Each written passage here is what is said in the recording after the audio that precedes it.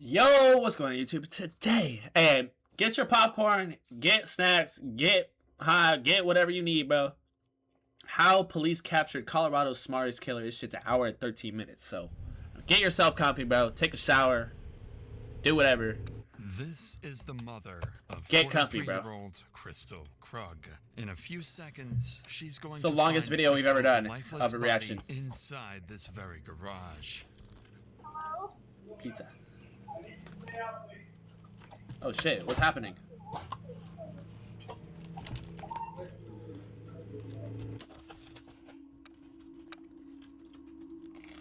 And this is Daniel Krug, the man who killed her. He's heading in for another normal workday, just minutes after leaving his wife's lifeless body hidden in the garage of their own home. Whoa. Oh shit. Holy fuck.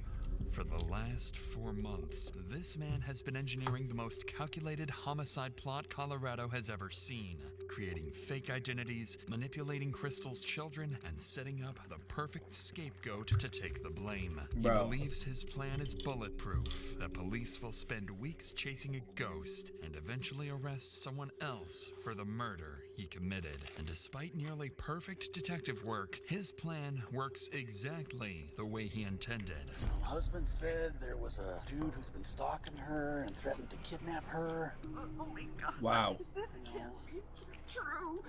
I was in the person who attacked her.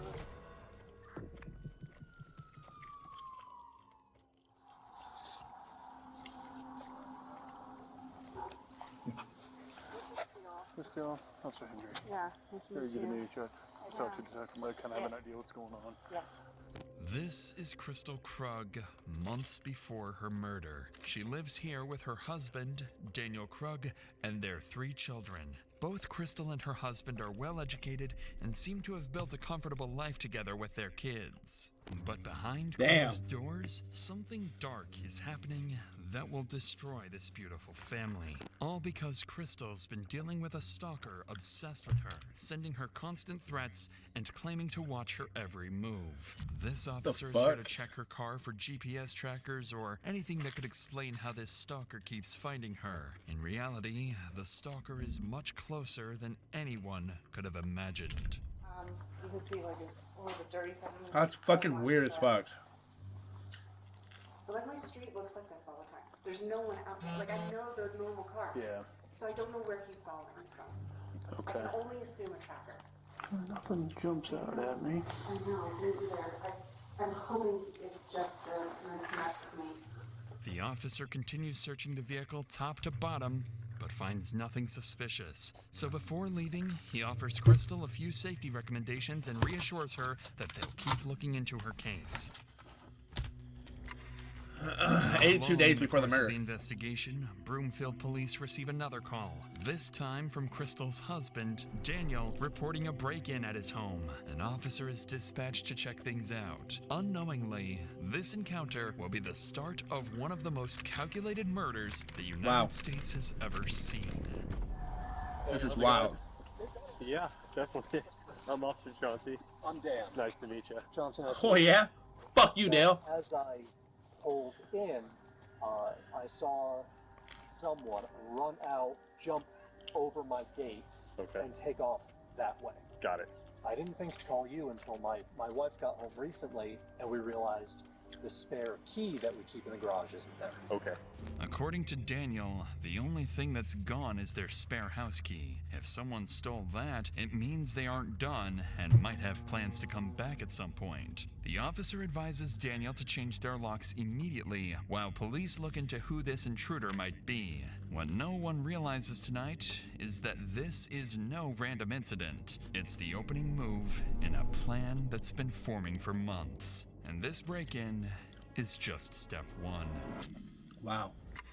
9 days after Daniel reports the break-in, his wife Crystal wakes up to another uneasy morning. For weeks now, she's been receiving strange anonymous messages and a growing sense that someone out there has an eye on her. Until now, none of it had a name attached, but a faceless presence that kept getting closer. But today, that changes. As Crystal gets the kids ready for school, makes her morning coffee, and heads out for work, her phone buzzes. She glances at the screen and sees a name she hasn't thought about in more than 20 years. Jack Anthony Holland, a man she dated briefly as a teenager. The message is short, crude, completely out of nowhere. Hi, Crystal. It's Anthony. Hope it's okay I looked you up. I go to Boulder every few weeks and thought we could hook up. You game? At first, she didn't think much of it. The two last spoke years ago, and even then, he was harmless. So she ignores it and moves on. But the next day, everything changes. Are you there? You should say yes when I offer pity. Whatever. I saw your pics. You got fat. You should yourself. Bro, the See you at husband. dentist today. Your license plate expired. Gotta fix that. Dude, this husband is Suddenly, weird. Crystal's fear becomes reality, and she begins living with the terrifying possibility that she's being watched. Like, bro's Now, in the other room, she's certain like, Anthony doing this shit, is the like, one who's days been on days on harassing her days. for weeks. She becomes hypervigilant, installs cameras around the home, dash cams in her car, and starts carrying a concealed handgun everywhere she shit. goes. By late October, Crystal's barely sleeping. She keeps a spreadsheet of her stalker log, documenting every message she gets. Then, almost a month later, a new email from Anthony confirms her worst fears. This your husband? Drives like slow old lady. How the Needs to fuck did the drive husband safe. get a picture like that, bro? The email comes with an attached photo showing her husband Daniel at his workplace. Now the stalker isn't just Who took that targeting picture, bro? Crystal. He's coming after her family. Crystal realizes she can't handle this alone, so she hires a private investigator to track down Anthony's addresses and digital history.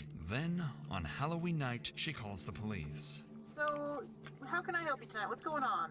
Yeah, so I have an ex from a very long time ago who has occasionally found me on social media, and it's never been an issue until this month. So this month, I have received numerous text messages, and then today I got an email that is very threatening, and it escalated to the point that he took a recent picture of my husband at his work location. So the stalking is getting a little too aggressive at this point in time. No way the husband made my someone last take a picture. contact with this individual was 5 years ago, where I told him I was happily married. I had no interest in what he kept contacting me. He kind of blew things up and then blocked me. I blocked him, haven't heard from him since.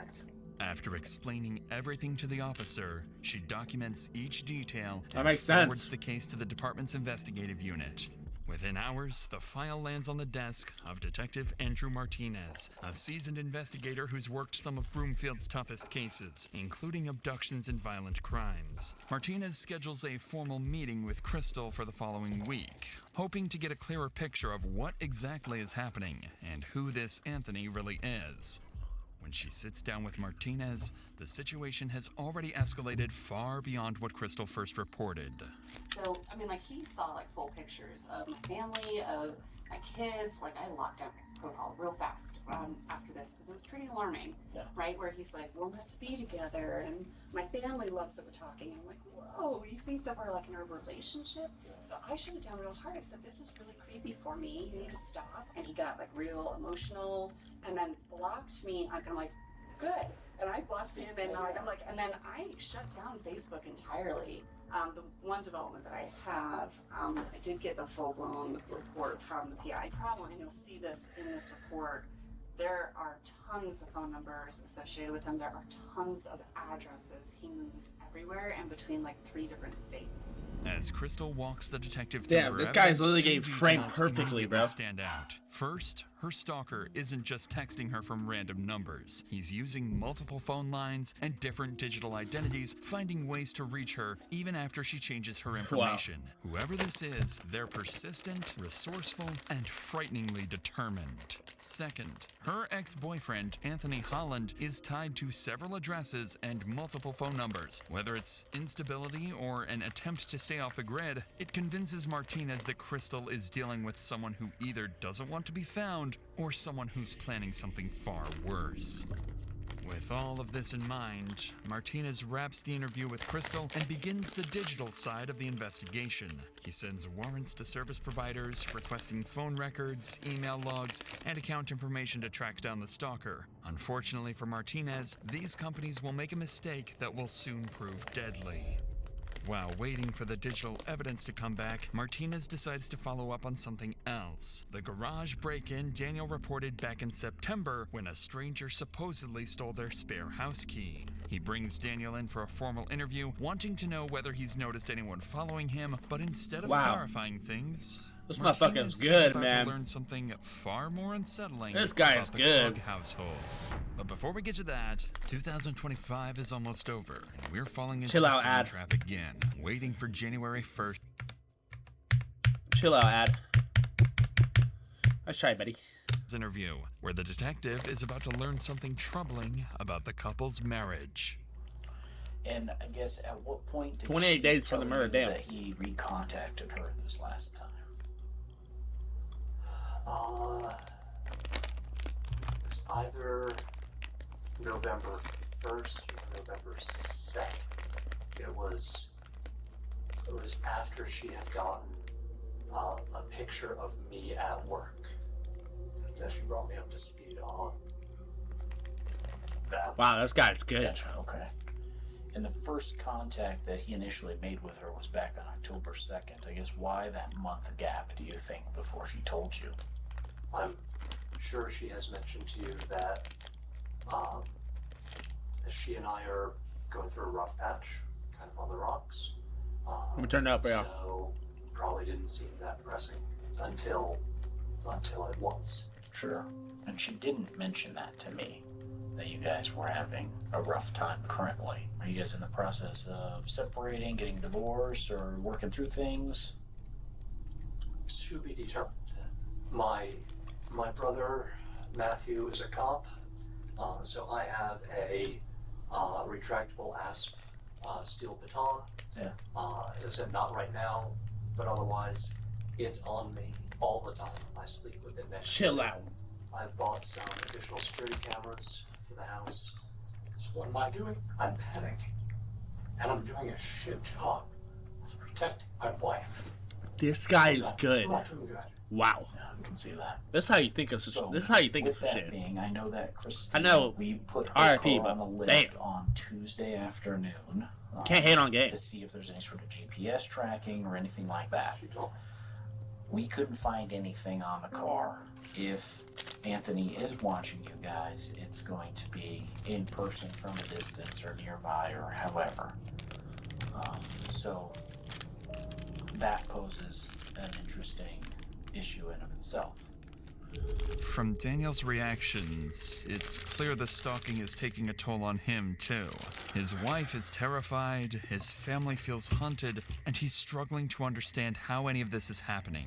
Detective Gotta have candy Martinez and wraps chocolate, up feel the me? interview, but something Daniel said lingers in the back of his mind. He revealed that he didn't know about the stalking for almost a month. Not until Crystal finally showed him the email with the photo taken outside his workplace. So Martinez decides to look deeper into the family dynamic, and what he finds Okay, Officer is Martinez. concerning. He learns that the couple have been going through a rough patch recently. Nothing hostile or dangerous, but they were trying to work things out, doing what they believed was best for their kids and holding their family together the best they could. With how much the stalker seems to know about their lives, Martinez briefly wonders if someone inside the home might be manipulating the situation. Wow, this cop's For a good. moment, he even considers the possibility that Daniel might be messing with his wife as some twisted way of trying to fix their marriage. But that idea is quickly dismissed. There is no evidence backing any of it, and all signs still point to Anthony. Not to mention, Crystal herself is fully convinced her ex is behind the stalking campaign. Throughout November, the harassment continues to escalate with more messages and threats. Crystal continues documenting everything and constantly monitors her cameras. By early December, she finally receives a message that gives her the smallest breath of air. Hey, gorgeous. I can't visit you anymore. No more Colorado time. My girlfriend doesn't want us talking without her. She says you'll let the cops get me after you get rid of him. For the first time in weeks, Bro, what? Crystal and her family feel a brief sense of relief. It sounds like Anthony is backing off, maybe even leaving the state. But in reality, this is just the stalker's final move to make them drop their guard before he strikes. Now we're at 1 hour, damn. The day starts like every other day. Daniel leaves for work while Crystal heads out to drop the kids off at school. During those minutes, someone approaches the front door, tapes over the Ring doorbell camera, and slips inside the house. Minutes later, Crystal drives back home, pulls into the garage, and steps out of the car. She has no idea someone is waiting for her inside, and the moment she closes the car door, he attacks. The stalker strikes Crystal in the head, stabs her, and leaves her bleeding on the floor. After months of plotting, this is the moment he'd been waiting for. Wow. Later that morning, This is Daniel bad. tries calling Crystal from his office, but she Oh doesn't my answer God, this or guy's good. respond to texts. Hours pass, and there's still no sign of her, so Daniel finally decides to call police. Springfield Dispatch is meeting. Hi there. My name is Dan Krug. I don't think this is an emergency, but this feels really weird. Okay. My wife guy is isn't good, man. responding to text messages or phone calls. Okay. We've had threats What a against us. sick fuck. We have both been targeted by a stalker. Okay. Threats have been made against my life, Okay. and threatening to kidnap her, which is why I'm nervous that she's not answering. Within minutes of Daniel's call, an officer is dispatched to the Krug residence to check on Crystal. At the same time, Daniel also calls Crystal's mother, asking her to go check on her daughter, sending her straight into the That was worst good. moment of her life. While she makes her way there, the officer reaches the house first. Hello. Oh, I'm their neighbor. They called me. Like, can you go see if she'll answer the Oh yeah, he sent us as well. So I'm like, I don't know. just next door. Okay. All right, well, you got this. Alrighty, man. Appreciate it.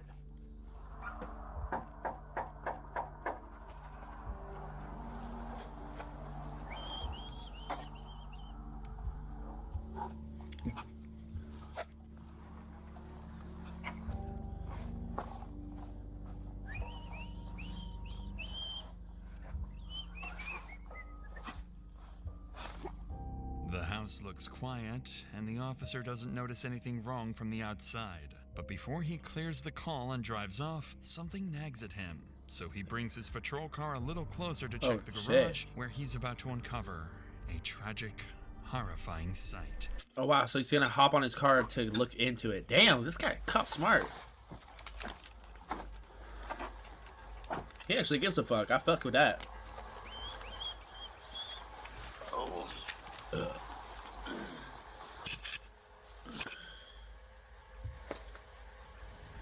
As the officer leans in for a closer look, he spots a body lying on the floor, Bro. motionless, with blood smeared across the wall. Yeah, see, he does not feel good. 151 sent medical and 110. I need a 4 center. He just saw some shit. Down in the garage.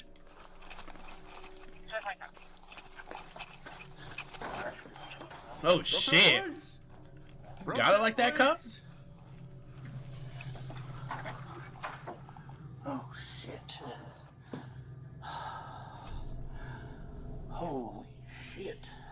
Oh The fuck! officer steps into the garage to find Crystal with what looks like a severe head injury, so he immediately begins performing CPR, working on her for several moments with no success before opening the garage door to give medics access. Oh, But instead of nah. paramedics, someone else soon arrives.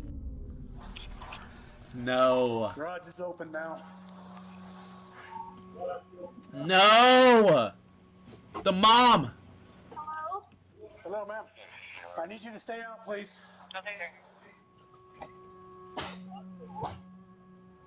She did not expect to see that, bro.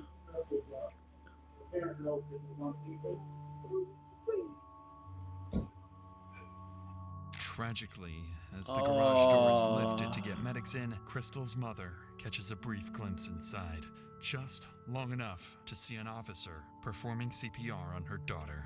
Before she can process what she's seeing, another officer quickly arrives to shield her from this nightmare. She just saw her dead I need you to come over here for a minute, okay? So we daughter. I understand. I need you to come on over here, okay? I know. Do me a favor. Go and sit inside so we can work on her, okay? Go sit inside the house. Linda? Yeah. Okay. My name's Officer Zamora, okay? I'll come out here and I'll give you some news as soon as I can. She's okay. I have no idea just yet, but I know that they're working on her. The officer in there has been working CPR on her, and I think she's doing okay, okay? This guy fucking lied. Okay?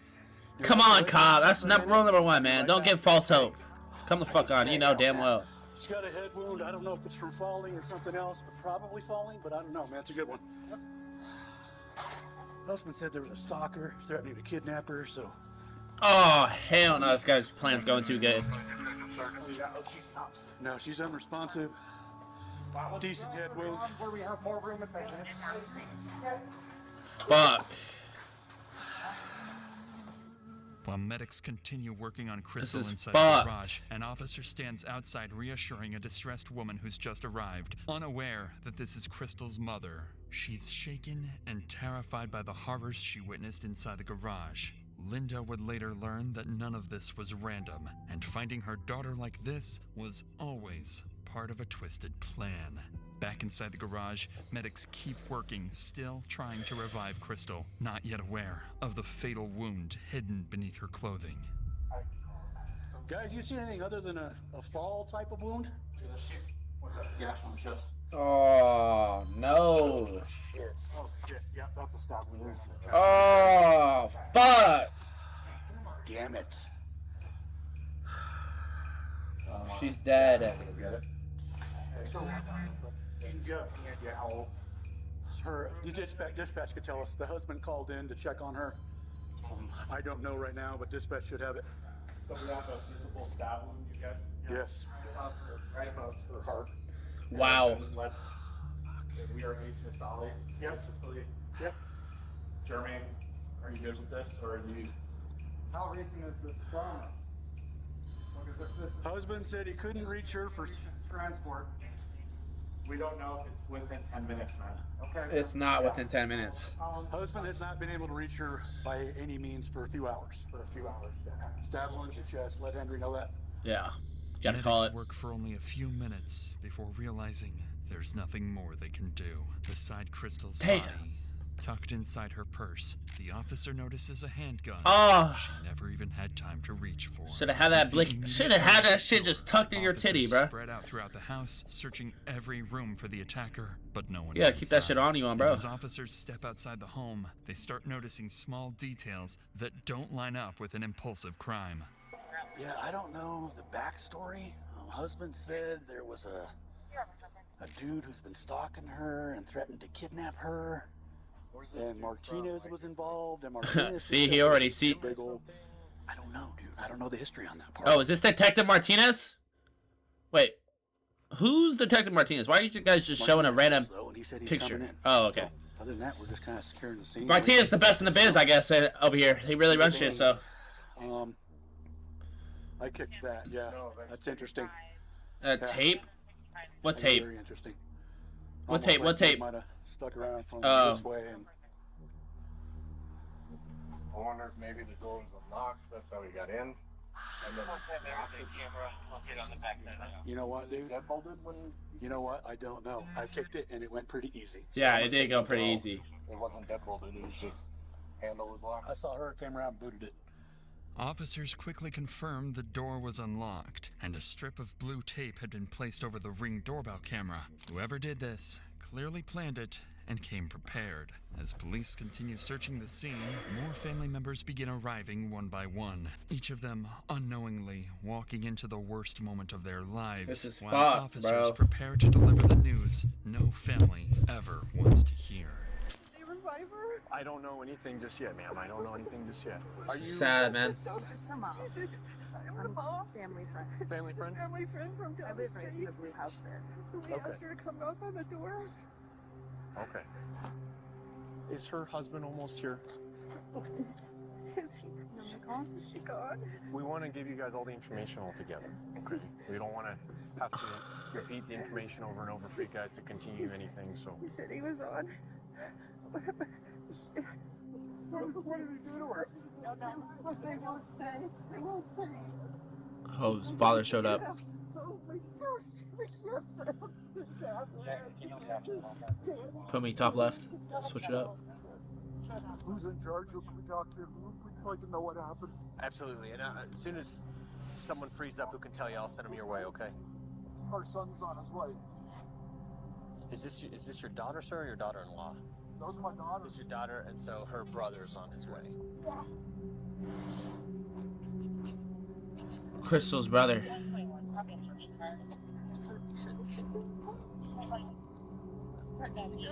Oh, hell, this is fucked up, man.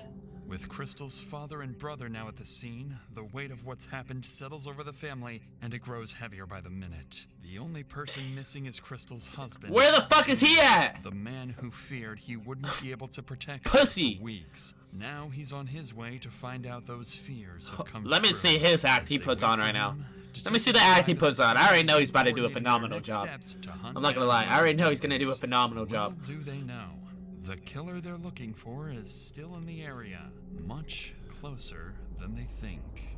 So I pulled my car around to the garage just to see if her car was in the garage, and I immediately saw her at the base of the stairs. W cop. I would have never thought of that shit. And I came around and booted the front door. It turns out it wasn't locked. There's also a piece of masking tape over the ring camera, almost like somebody approached from the side and taped it. Okay. And then maybe she opened the door for somebody. First thing I noticed was an obvious head wound. They noticed after tearing the shirt and everything off, she had a good stab wound right there. So that's what we got. Husband should be here any minute. Okay, so I need another detective up here to start working with canvassing. I need you to stay here, and Martinez is coming here, so he'll be good. With that, I want you and Martinez to work on this. I'm going to give Artex, rocking that shit. Working on this document report. Yeah. But we got to be careful of it. We have to be careful. We don't know. Anybody that's here is still suspect, so we need to be sure that we stay focused on that. That's smart. As investigators discuss plans to interview Smart cop. Crystal's family and her husband Daniel, he arrives on scene, cutting the conversation short. And right away, he makes it clear to everyone that he's nothing more than a devastated victim hell nah, overwhelmed bro. by what's happened to his wife. Okay, I need you to stay back, sir. I understand. I need you to stay back. This guy needs a fucking Oscar. Oh my god, he's fucking cooking. I'm sorry. But goddamn, this is a phenomenal acting experience. Look at this shit, bro.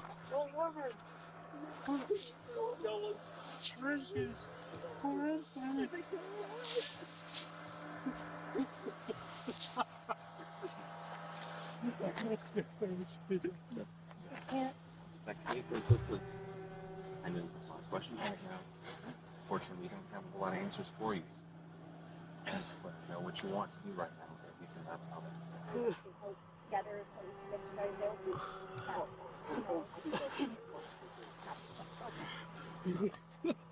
Oh my god, he's cooking. He's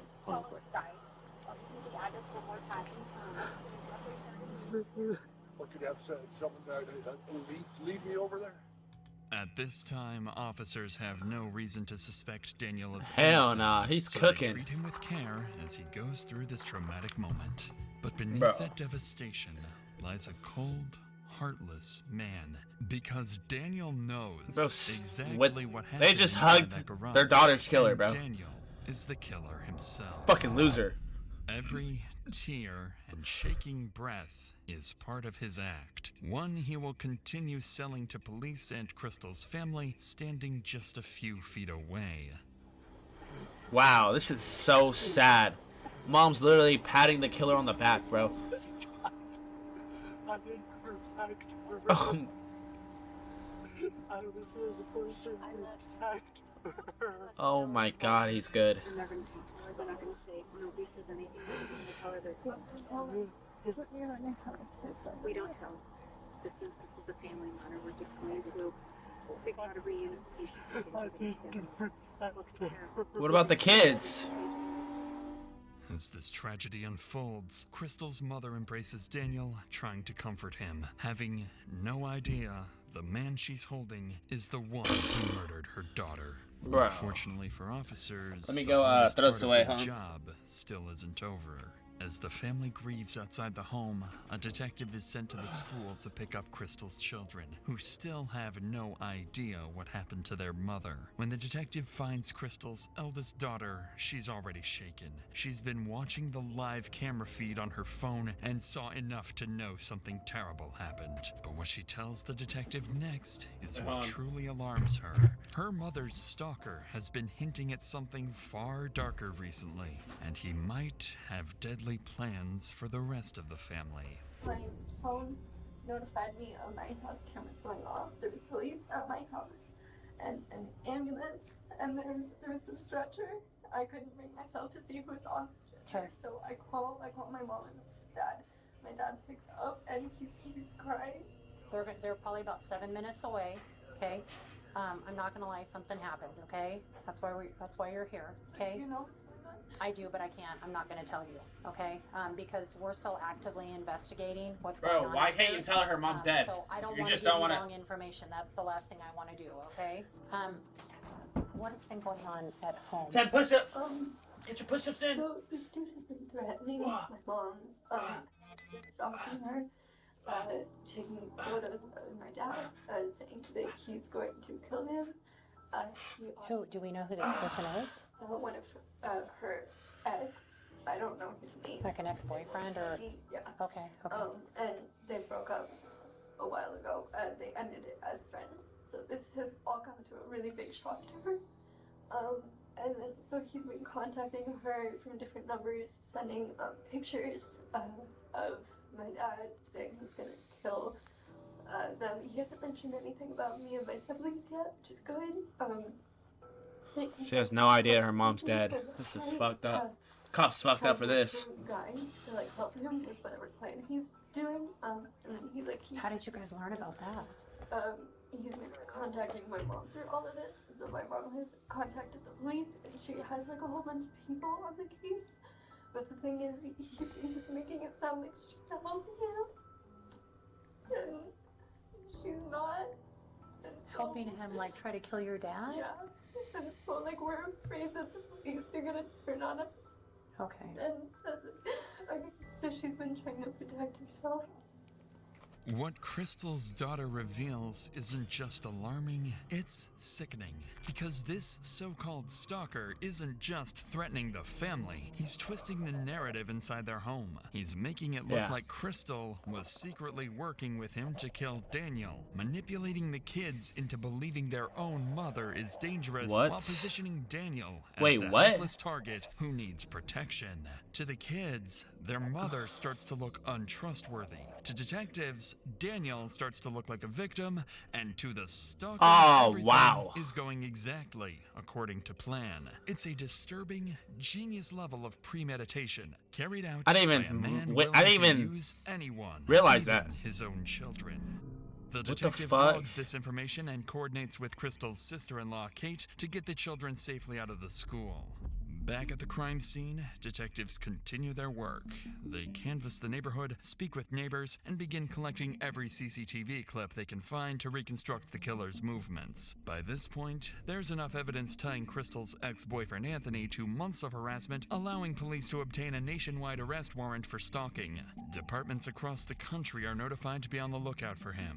Additionally, with a homicide on their hands and a killer on the loose, investigators can escalate the case and issue exigent circumstance warrants to service providers to finally speed up the digital data they've been waiting on. If Martinez received those files weeks earlier, things might have been very different. In the meantime, Daniel, along with the rest of the family, is taken to the police station for formal interviews. At this stage, it's standard procedure, and investigators are simply looking to collect statements. But about 2 hours later, when detectives finally sit down with Daniel, his routine interview will begin to take I need 10 more a push-ups, very bro. different turn. So, And then the next video is you 20. your home security system, you access that through your personal phone. Google Nest. Let's Google Nest. Okay? Hi.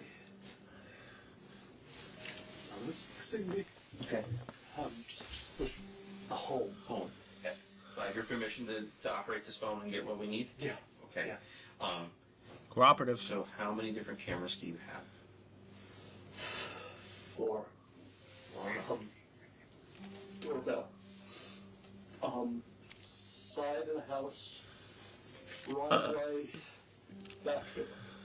How long have you had it? Doorbell a couple years. The others, all since September. We had an intruder. I called the police. He came when we had a garage intruder. Wow, I would never expect this guy. Smart founders know Not something gonna lie. most people miss. Get your domain name even if you're not ready to launch your business. With A month after Daniel reported the garage intruder back in September is when the stalking first began. And by then, the couple had already installed multiple cameras around the house, plus their Ring doorbell. But even with all tired. that security, and after police confirmed they had no GPS trackers on their cars, the stalker still found a way to follow them, sending Crystal a photo of Daniel walking into work and texting her about seeing her at the dentist. So as the detective scrolls through the surveillance footage to understand the timeline, he notices something strange that catches Daniel off guard. So when do your cameras go off? Do you ever have them set to turn off?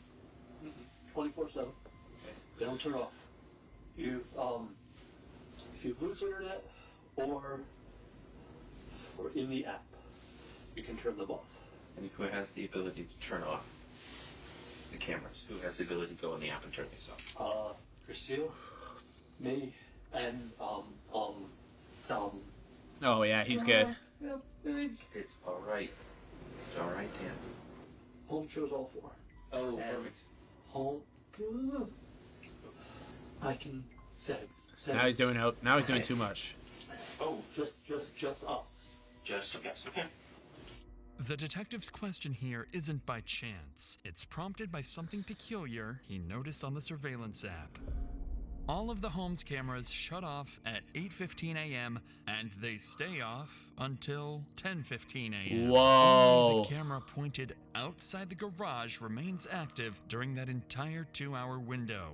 This instantly narrows the murder time frame to those 2 hours. Just then, Martinez finally arrives at the interview room. He's the lead detective who's been handling Crystal's stalking case for months, and now that case has become something far worse. He sits down with her devastated husband, feeling the weight of the loss they both couldn't prevent. They didn't save Crystal, they couldn't protect her, and now they're here, mourning her loss, trying to piece together what happened. I did that, girl. It's not your fault. I was supposed to protect her. It's not your fault. I'm sorry I didn't answer. I actually wasn't in today. As Daniel breaks down, something catches Martinez's attention. Daniel is crying, but there are no tears. The detective finds it strange and more than a little concerning. Wanting to probe deeper, Martinez asks for a moment alone with Daniel to see what's really going on beneath the surface. And the moment he starts asking questions, things get heated, fast. I know you said that you don't think that there was somebody else. She said. Okay. Why do you keep asking? I'm just trying to put everything together to kind of get a bigger picture, because you said that she's been acting kind of weird lately and, being very secretive and withholding of information for you. So I'm just trying to understand, I guess, so we can backtrack what she's been doing this past month. Martinez's question here is Yeah, telling he him don't what like that. he's thinking. Oh, He's shit, not let me ruling learn. out Daniel as a possible suspect. After all, the My couple bad. were going through a separation period, and this is meant to probe whether jealousy or something else could have played a role in Crystal's death. Sensing the tension in Daniel's response, the detective decides not to press any further. But as they step out for a quick break, Daniel says something that makes it obvious he struck a nerve. I've seen enough movies. It's always the husband. I get it. After detectives collect the initial information from Daniel, his children finally arrive at the police department. They still don't know what happened to their mother, only that something is very, very wrong. Daniel is notified of their arrival and given a choice. Should he be the one to tell them, or leave it to officers and Crystal's family? Instead of letting someone else deliver the news, Daniel insists on telling them himself. A decision that appears compassionate on the surface, but underneath, it's a way for him to control the narrative and shape how his children see him, even in a moment of tragedy. Following this, investigators sit down with Crystal's family to begin their interviews, and this is where things start to take a concerning turn. Up until now, the case seems straightforward. Crystal has a stalker, her ex-boyfriend Anthony. That stalker killed her. Find Anthony, and you find Crystal's killer. But once detectives start speaking to Crystal's parents, brother, and sister-in-law, things become far more complicated. And what they learn next will force them to reconsider everything they think they know about Crystal, her marriage, and even her stalker. So your understanding, I guess, of it's the ex-husband who's been kind of... It's not my husband, it's an ex-boyfriend from when she was 18 years old. Okay, gotcha.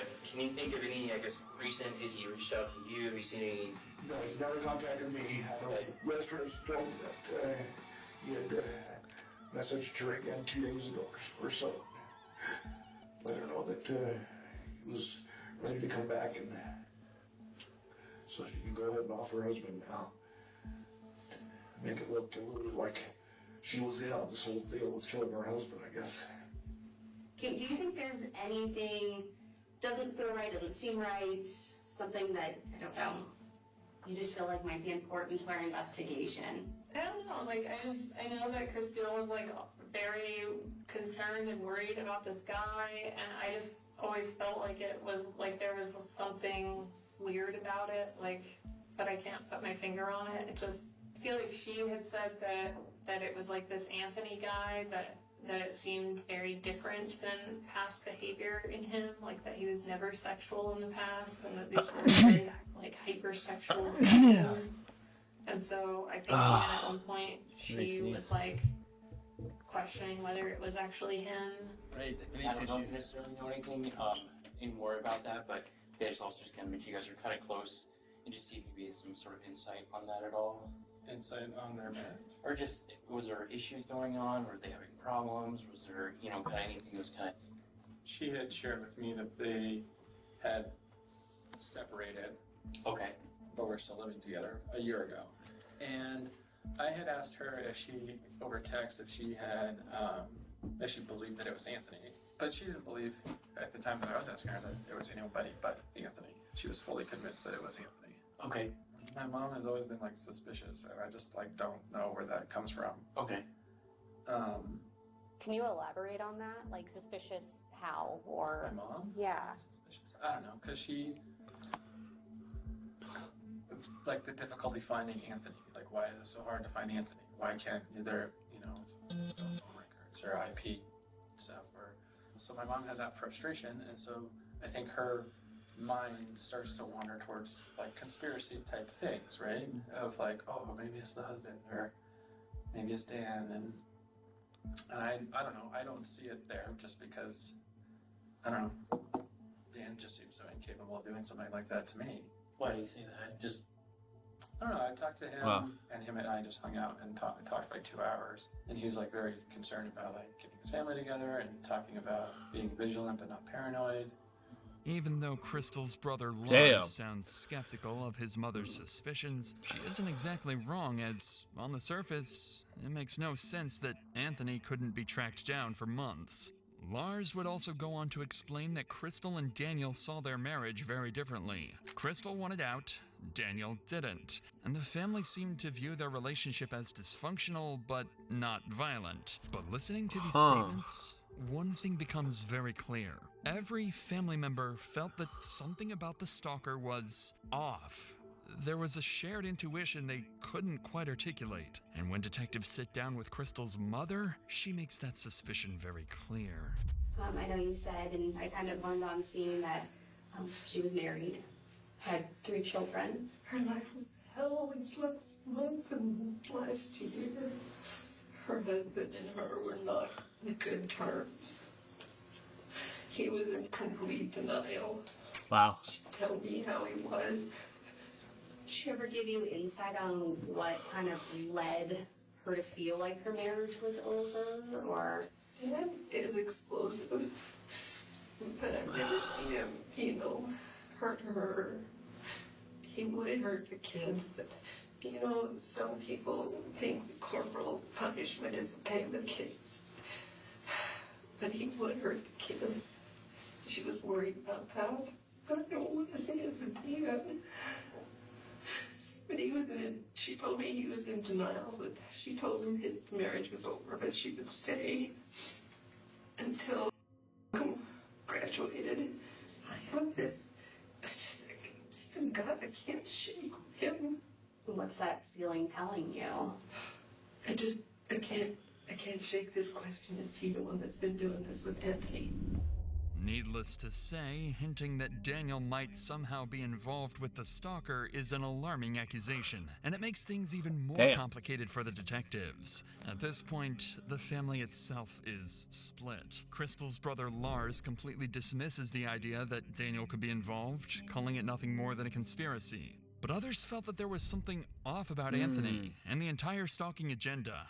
With all statements collected, detectives wrap the family interviews and regroup to make sense of everything they've gathered.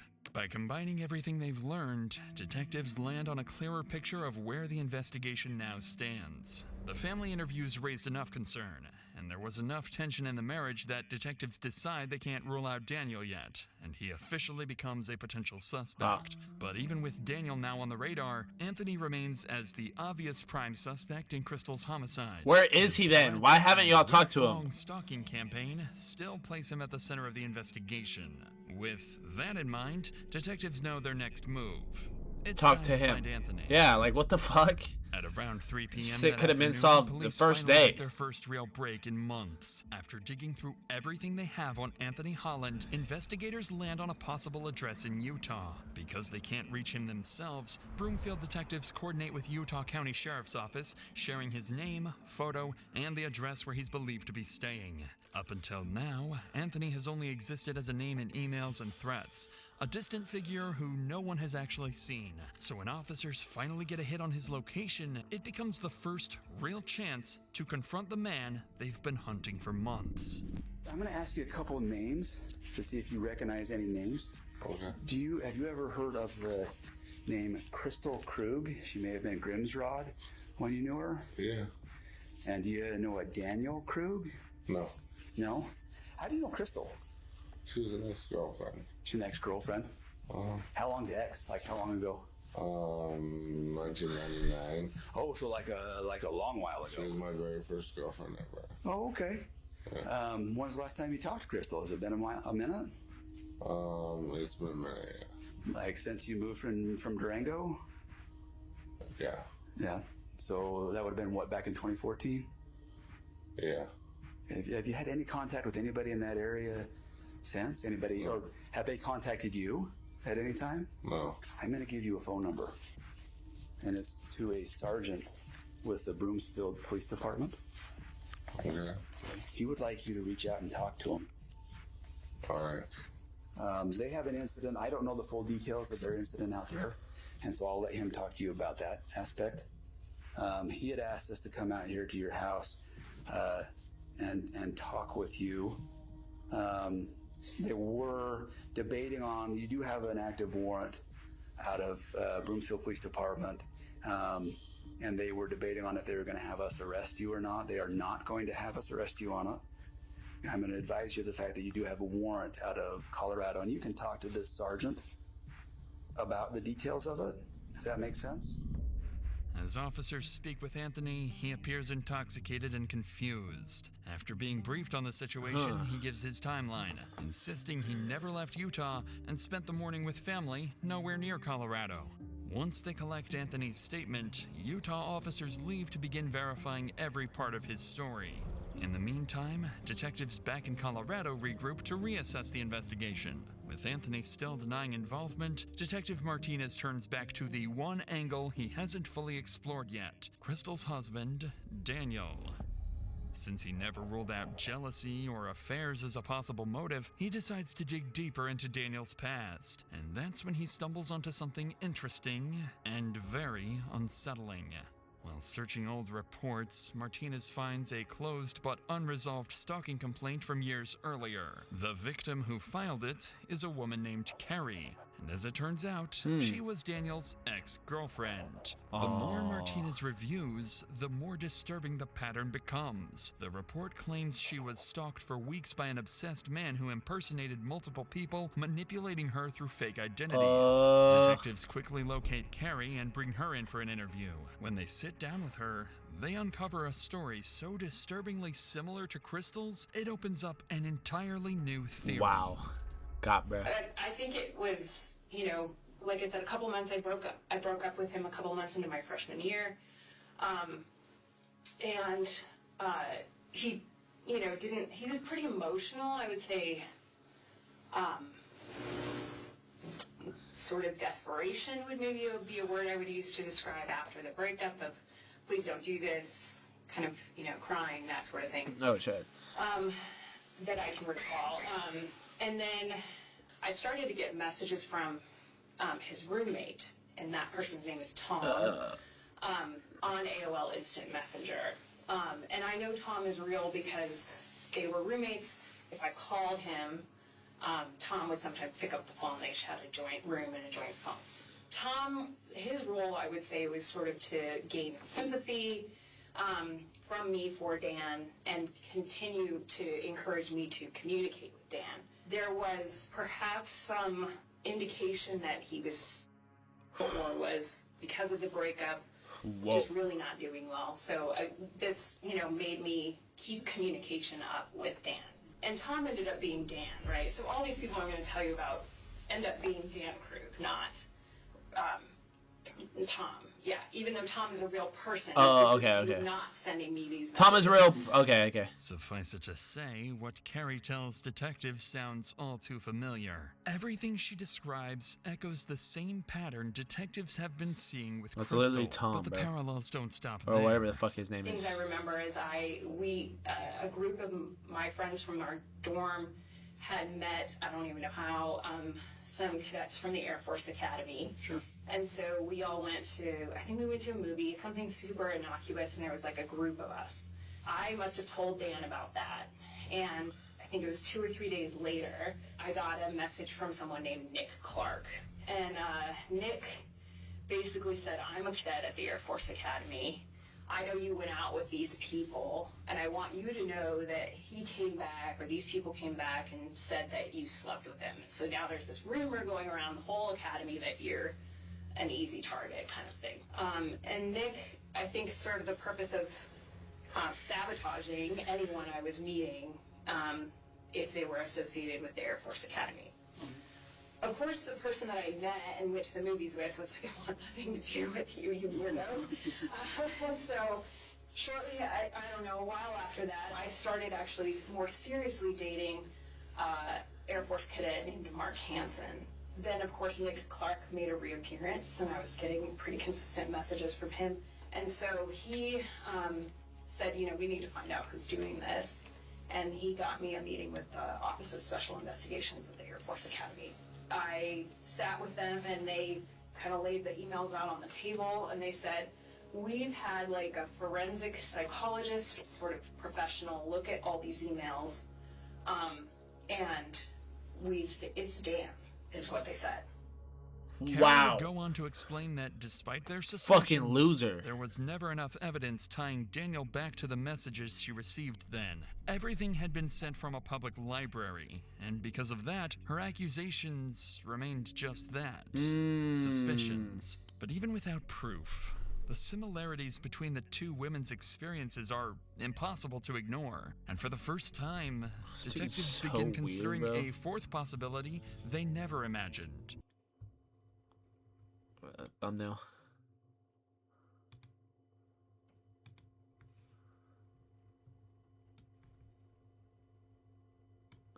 Alright, we good. What if Daniel has been playing everyone? What if he's been impersonating Anthony? What if he's always been the architect behind the entire stalking campaign? Detective Martinez receives the intel from Carrie's interview, and with that, Daniel officially becomes an equal prime suspect alongside Anthony. At this point, the only thing that can give them a definitive answer is the digital evidence. So while they wait for that, Martinez receives something he can work with immediately.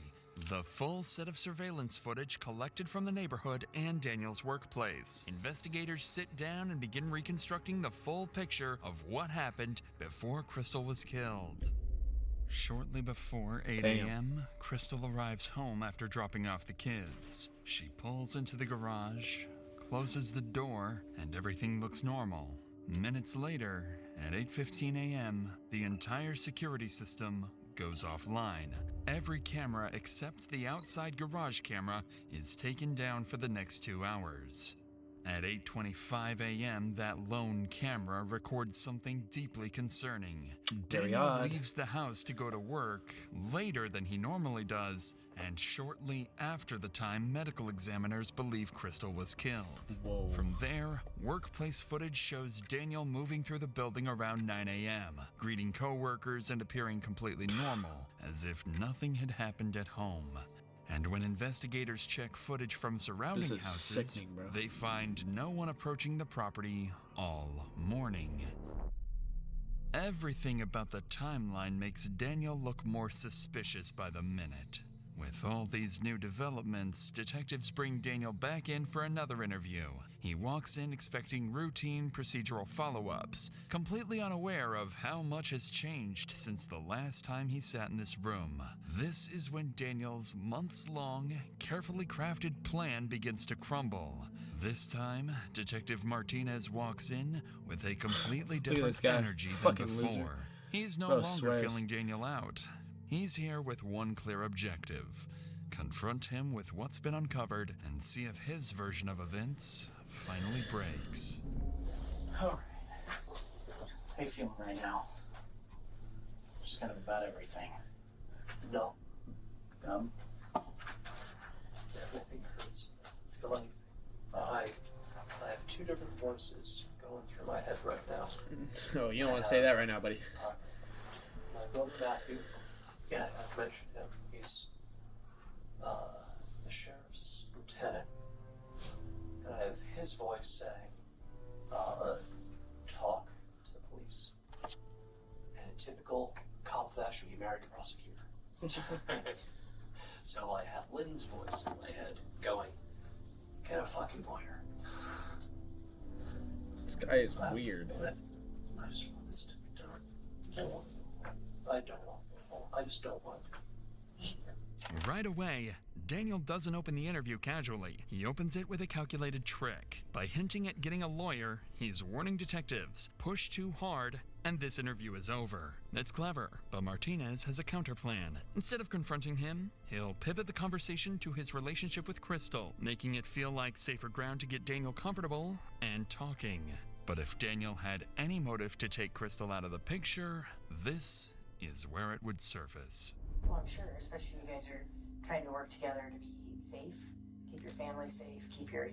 As dysfunctional as it is, you still both have the common goal of keeping it safe, right?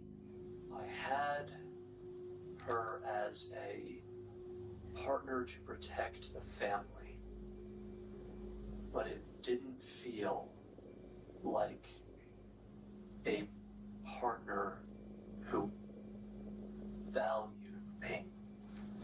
And I told her at that point, I told her I didn't want to die for someone who didn't care about me anymore. That's really hard. I was hurting when I said that. And what I wanted was her to say she cared about me. She did. Although Daniel is being honest about what was going on in their marriage, to detectives, moments like this only add to their suspicions. No, facts. Resentment, rejection, a failing marriage, these are all things that, in the wrong circumstances, can turn into a motive. And this is exactly where the interview takes a sharp turn. What Daniel doesn't know yet is that since his last interview, detectives received something they kept secret for this exact moment. One of the tech companies finally responded to their urgent warrants and provided some of the digital data they needed. And as it turns out, the emails the stalker had been sending, the messages that terrorized Crystal for weeks, were coming from somewhere much closer to home. One of the things that we really started looking into today in effort to find Anthony is the Gmail. So some of that information that we've been able to receive today is a little bit concerning, I guess. The Gmail account, the Kickman account that you guys initially received with the photo of you in it, and the phone number, those originated through their IP addresses at your office. Okay, bro. Yeah, we got you, buddy. Well, he took the photo of me at my office. Both of those accounts originated from IP addresses that list back to your office. There are Wi-Fi access throughout the facility for employees, and there's public Wi-Fi access throughout the entire facility. Right now, we're working with the director to get all of the IP information to see what devices we're using that specific address. Wow, he's fucked. fucked. I guess the biggest Let me see, bro. concern is just the timing of everything. That it just doesn't quite make sense to have somebody create an account, take a photo, and then immediately send it off, and then the account is no longer being used. None of this makes any sense. He's good, Daniel man. looks thrown off, unsure where Martinez is going with this. The emails tied to the stalker connect back to Daniel's workplace, a detail he clearly didn't expect detectives to know. He seems nervous, but still cooperative. So detectives decide it's time to push further, because they have something else they withheld from Daniel until now. During the investigation into Anthony's alibi, officers in Utah forwarded something small but important. A time-stamped shopping receipt placing Anthony in Utah that morning, miles away from Colorado at the time Crystal was killed. Martinez and his partner decide it's the perfect time to see how Daniel reacts when they push him directly and force him to confront the possibility that he might be the stalker. Also, let's add on top of that the fact that there's, as far as we know right now, there's no physical way that Kickman could have been involved in this based on where he's at right now. So, you know, the mystery continues, and I'd ask the husband. Things are certainly pointing in one direction right now. well, and you've given us reason. Here's the other thing, Daniel, is I sympathize with the fact that you're in an extremely frustrating situation. I know you want to be a part of your kids' lives, but you can also sense that's why we're asking all these questions about infidelity and everything else. Is there some other mystery man that we don't know about? I have been faithful. Period. You know Anthony has reached out to her in the past, number of times. Yep. Right. And the last time was 2016. He had asked her at one point if she wanted to have sex. If there's any bit of question about infidelity, whether it's with Anthony or anybody else, we might create an account to see if Christine's actually interested in Anthony. So we ask her to push the bounds a little bit and see if that will confirm our suspicions of infidelity.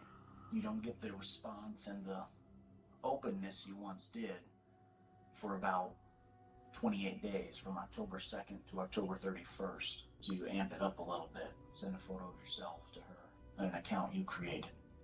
I get the narrative together, but it alleges that I would do this to my children.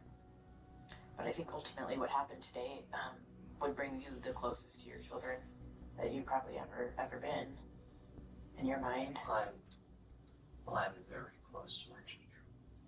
You're afraid to lose time with them if you get the divorce.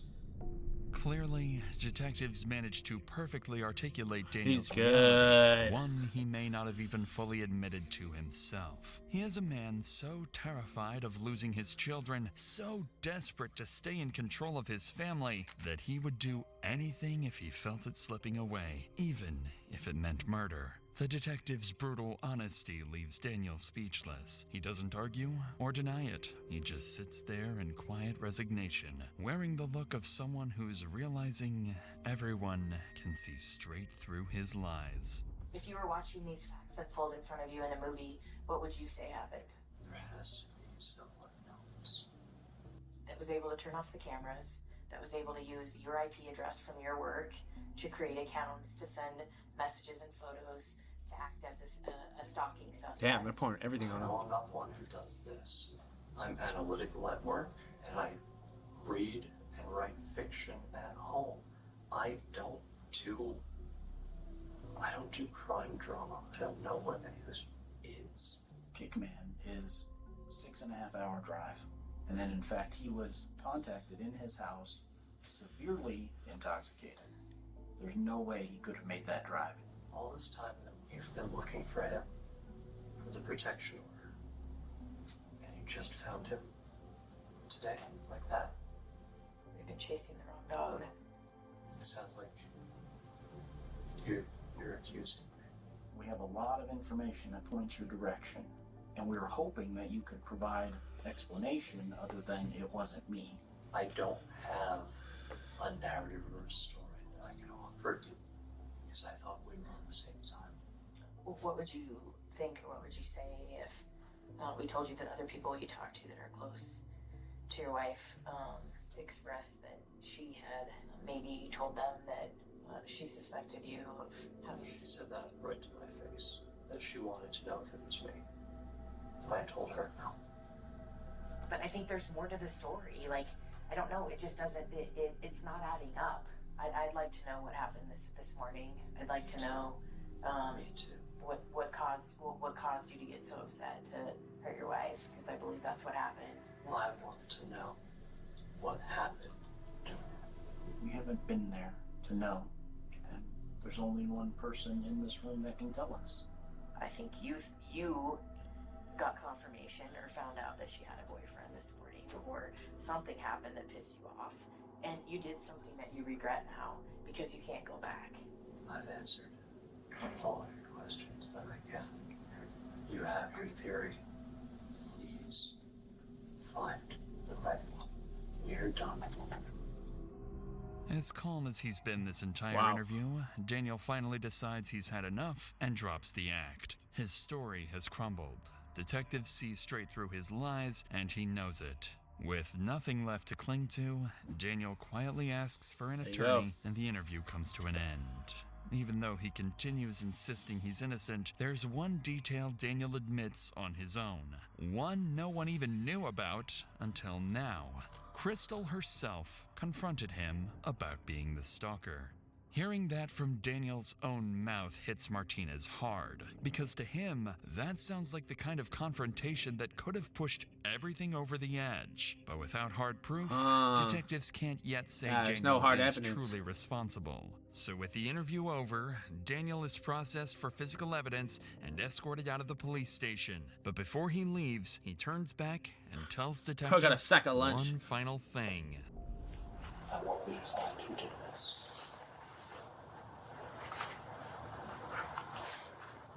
Because I don't. This guy is put on a great act.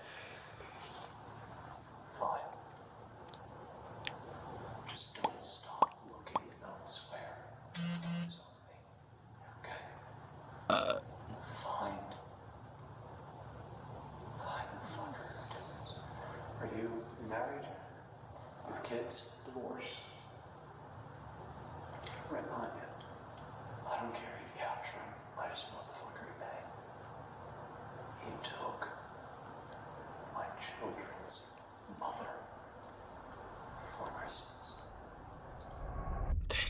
Over the guy's next good. 2 days, the case becomes the department's top priority. Every available officer is working on it, and this is when the investigation finally begins to break wide open. Officers in Utah finally finish verifying Anthony's alibi. They find surveillance footage showing him in Utah at the time of Crystal's murder, and there are no travel records or license plate pings placing him anywhere near Colorado. Then, the last of the digital evidence arrives, and this time, it's overwhelming. The burner phones used to send the threatening messages to Crystal were purchased with a Visa gift card registered under Daniel Krug's name, and cell tower records show those burner phones were always in the same location as Daniel's personal phone, meaning he was carrying both devices at the same time. And then comes the final blow. Detectives uncovered Daniel's Google searches from the night before the murder. How hard would you have to hit someone in the head to make them unconscious? Bro. When is a head injury a cause for concern? fuck? Piece by piece, the picture comes Dude, together. There's no why Anthony, would you look there's that up? no mysterious stalker. It's always been just Daniel. Detectives now understand This exactly is so what weird. happened. Daniel created the entire stalking persona in a twisted attempt to regain control of his failing marriage. And when Crystal began to suspect the truth, Daniel killed her to cover it up. On December 16th, an arrest warrant is issued for Daniel Krug. Officers are dispatched immediately, finding him on his way to his daughter's dance performance. Wow. As patrol units close in, Poor Daniel's kids, movements bruh. strike them as suspicious. Lost He appears both to be heading parents. back towards his car, and officers believe he may be trying to get away. Get this. This is a detective. Get him out. Go. Just get right. All right, we're coming up in front. Just get up and bump back. No, fuck. Go. Just go. Go. Go. Show us your hands. Show us your hands. Hands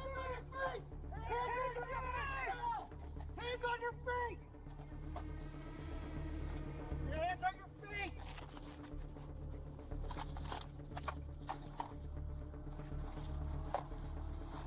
Under arrest. Daniel Krug is taken into custody without incident. In the weeks that follow, police finish their work. The 640 digital gigabytes? forensic evidence, the surveillance timeline, the phone data, all of it leads back to the same person.